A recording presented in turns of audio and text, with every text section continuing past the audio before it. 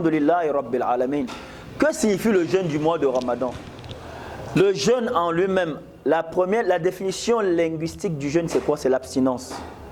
Abstinence de manger, de boire, des rapports sexuels entre l'aube et la tombée de la nuit. Voyez-vous? Ça, c'est le jeûne physique. Ça, c'est le jeûne quoi? Physique. Mais le jeûne en lui-même, le jeûne spirituel qui va au-delà du jeûne physique, c'est quoi?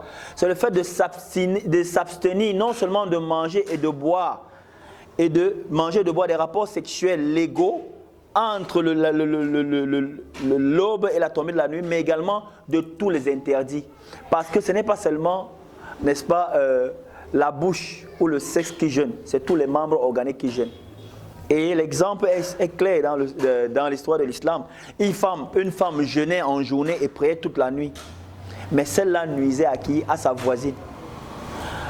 Elle insultait sa voisine et elle lui manquait de respect. C'est alors que le prophète d'Espoir a entendu cette femme-là qui jeûnait en journée et qui faisait quoi?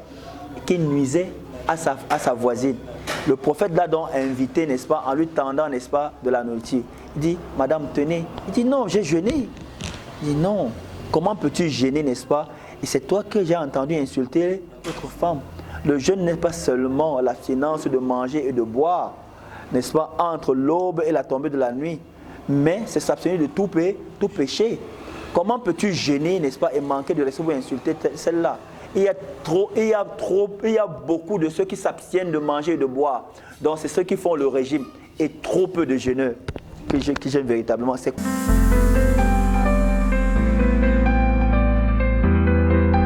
s'abstenir de tous les interdits.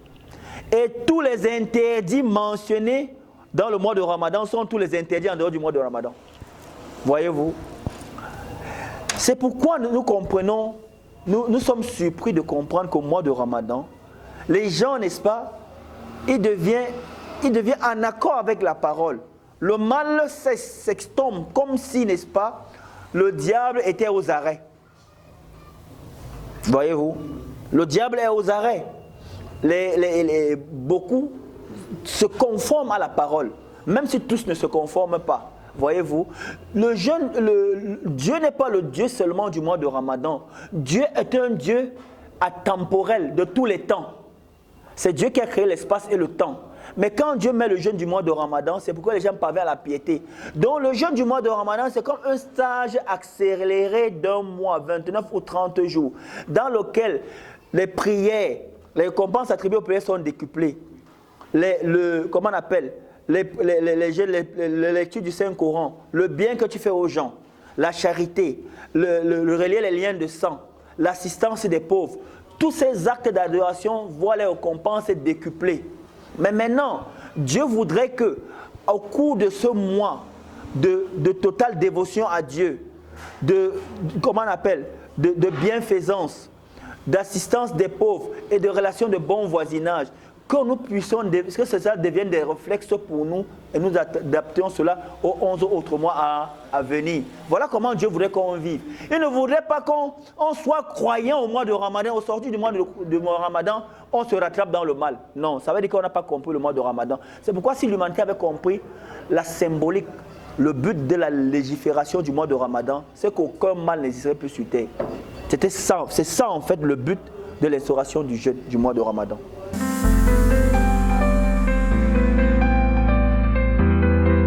Le prophète a dit, on demande au messager de Dieu, sallallahu alayhi wa alayhi, quelle est la meilleure des actions à faire au mois de Ramadan? Il dit, Ijtinab anil maharim. Il dit, ne commet aucun péché. Voilà la meilleure des actions à faire au mois de Ramadan. Voyez-vous, quand tu ne commets aucun péché, voilà la meilleure des actions. Et c'est pourquoi vous devez poser la question de savoir qui mérite, n'est-ce pas, de fêter. Qui mérite de fêter. Vous allez voir. Et vraiment, ça fait mal. Ça fait mal. Lorsque les gens, beaucoup ont réduit le mois de Ramadan à l'action de s'abstenir de manger et de boire pendant quelques heures. Voyez-vous? Donc, ils font ce qu'on appelle le régime. Et Et il s'apprête à faire des beaux vêtements et autres. Le véritable, la personne qui mérite de fêter, c'est qui? C'est celle-là dont Dieu a accepté son jeûne et sa prière. C'est pourquoi Imam Ali dit Innamal aidu liman qabila Allahu siyamahu wa qiyama. La fête, c'est pour celui dont Dieu a accepté son jeûne et sa prière. Ce n'est pas celui-là qui a fait le régime. Parce que le véritable jeûne, c'est que tous tes membres organiques doivent jeûner. Tous tes membres organiques ne doivent pas quoi? Doivent être conformes à la parole de Dieu, ne doivent pas transgresser les lois de Dieu. Donc tes yeux jeûnent, tes oreilles, ta langue jeûne, tes bouches jeûnent, tes mains jeûnent, tes pieds jeûnent, tout ton corps jeûne, ton cœur jeûne. Ton esprit jeûne. Donc le jeûne ne se limite pas à l'abstinence de manger et de boire entre le lever du soleil, entre l'aube et la tombée de la nuit. C'est pourquoi beaucoup n'ont pas compris la symbolique du jeûne du mois de Ramadan. C'est pourquoi lorsque, à la veille même de la fête, beaucoup vont finir dans les boîtes de nuit. Remarquez que pendant le mois de Ramadan, tous les secteurs d'activité, n'est-ce pas, interdits, n'est-ce pas, sont en chute libre.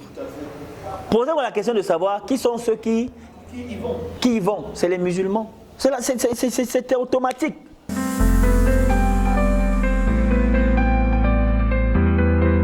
Le message, le religieux est d'abord un humaniste. Tout religieux qui n'appelle pas au vivre ensemble, à la cohésion sociale, n'est pas un véritable religieux. Il ne sert pas Dieu, il sert ses intérêts, il sert les intérêts diaboliques. Sachez-le. Dieu dit dans le Saint-Coran, Inna khalaqanakum min dhakarin wa untha. Nous avons créé, n'est-ce pas, d'un mâle, c'est-à-dire Adam, wa untha, et de sa femme Ève.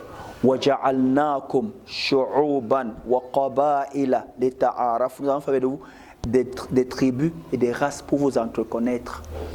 L'entreconnaissance passe par quoi? Ça passe par ma relation avec toi. Je ne dois pas te prêcher l'islam à travers les mots, mais je dois te laisser voir l'islam en moi. L'exemple vaut mieux que la leçon. Voyez-vous, c'est ça en fait. Aujourd'hui, moi, j'ai été quoi? Materné, éduqué par des non-musulmans. J'ai fait l'école occidentale. Ce ne sont pas les musulmans qui m'ont enseigné. Si je parle français, c'est grâce aux non-musulmans. Voyez-vous, je leur dois une reconnaissance éternelle. Vous suivez? Quand tu tombes malade, tu te retrouves dans un hôpital, tu as besoin d'une transfusion sanguine. Tu n'as pas besoin du sang d'un musulman chiite comme toi. Tu as besoin d'un sang qui correspond à ton groupe sanguin, vrai ou faux? Qu'il vienne d'un athée, d'un polythéiste, tout ce que tu as besoin, c'est quoi? C'est du sang. Voyez-vous, c'est ça en fait. Le vivre ensemble, comment on appelle, il s'impose à nous de manière automatique. Quand je vais au marché acheter des vivres, j'arrive, n'est-ce pas, je vois un tas de macabo, du plantain. Je ne cherche pas à savoir qui a semé, qui a récolté. Ce que je veux, c'est du plantain. Oh, peut-être il vient d'un non-musulman. Voyez-vous, c'est pourquoi le vivre ensemble, ça s'impose. L'humanisme s'impose à chacun de nous. Tu vas à l'hôpital, tu as besoin des soins d'un médecin spécialiste. Il n'est pas forcément musulman comme toi. Je prends une voiture aujourd'hui, j'ai besoin d'un service. Ce n'est pas un musulman qui est forcément au volant. Vous comprenez un peu? Imam Ali a dit, alayhi salam, il dit, sache que les hommes sont de deux types.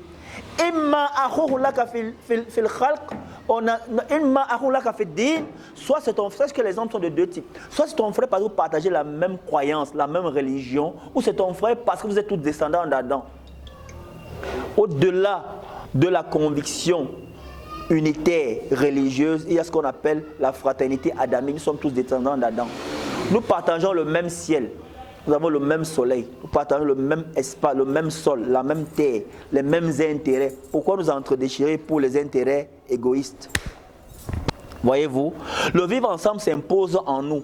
C'est pourquoi lorsque ce thème a été choisi, parce qu'il sied plus au contexte socio-politique chez nous. Ne laissons pas la politique, ne laissons pas les politiciens, n'est-ce pas, nous conduire, n'est-ce pas, à détruire notre pays.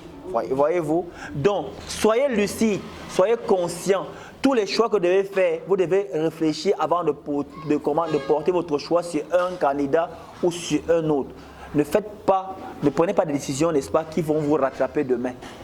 Donc, vous allez regretter. Donc, le message que je passe à l'humanité, c'est quoi? C'est que nous sommes tous un.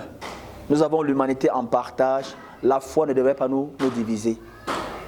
Voyez-vous, on prêche l'islam plus par les actes que par la parole.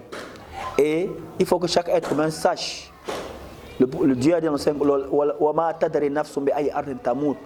aucune âme ne sait où elle va mourir. Vous suivez? Et la vie c'est quoi? La vie c'est quoi? Notre capital, c'est le souffle de vie que nous avons. L'inspiration et l'expiration. Vous voyez, chaque jour qui passe nous rapproche de la tombe. Nous rapproche de quoi? De notre fin. Et la mort c'est quoi? Ça veut dire que quoi? Notre fin est arrivée. Nous devons rendre compte. Avant de poser un acte, posez-vous la question de savoir, c'est pour ou contre vous-même. Parce que vous devez rendre compte de chaque acte que vous faites. وَمَنْ يَعْمَلْ مِثْقَالَ ذَرَّةٍ شَرًّا وَمَنْ يَعْمَلْ مِثْقَالَ ذَرَّةٍ خَيْرًا يَرَهُ وَمَنْ يَعْمَلْ فَمَنْ يَعْمَلْ مِثْقَالَ ذَرَّةٍ خَيْرًا يَرَهُ. Quiconque commet un acte de bien, il va le voir, il aura des comptes à rendre. وَمَنْ يَعْمَلْ مِثْقَالَ ذَرَّةٍ شَرًّا يَرَهُ. Et quiconque commet un mal, fût du poids d'un atome. Oui, c'est le Saint-Coran.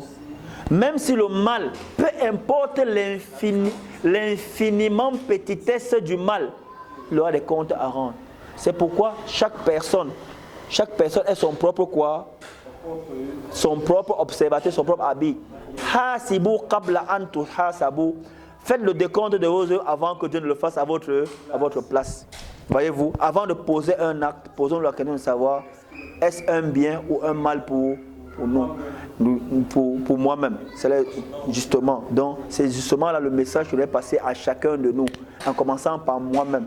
Car celui qui invite les gens au bien, il doit d'abord être, n'est-ce pas, le reflet de cette parole. Hein? Oh, vous qui avez cru, comment dites-vous aux gens ce que vous ne faites pas? C'est pourquoi l'éducateur, le religieux est d'abord le miroir social. Il doit d'abord être le premier à mettre en application ce qu'il dit avant d'appeler les gens, n'est-ce pas, à cela. C'est moi qui vous remercie. C'est moi qui vous remercie.